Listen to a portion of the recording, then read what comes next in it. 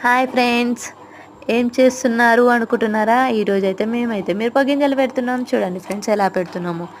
ఇలా భూమిని కొంచెం పొల్లు పొల్లుగా చేసి అందులో గుళికలు కలుపుతున్నాము. గుళికలు కలిపినాక కొంచెం ఎరువు ఉంటుంది కదా బర్లది, అది కూడా చల్లుతున్నాము. ఎందుకంటే మిరప గింజలు పెడితే ఇగో ఇదే ఫ్రెండ్స్ ఎరువు. మిరప గింజలు పెడితే చెట్లు అనేది పురుగు తినదు. చూడండి ఫ్రెండ్స్, విత్తనాలు అయితే వేస్తున్నాం. చూడండి ఫ్రెండ్స్, ఇలా 1 సెంటీమీటర్ అయితే గ్యాప్ ఉండాలి, ఎందుకంటే చెట్టు దృఢంగా వస్తుంది. నేను ఇంకొక ఆంటీని అయితే తీసుకొచ్చాము విత్తనాలు పెట్టనీకి. చూడండి ఫ్రెండ్స్, ఇద్దరం పెడుతున్నాము.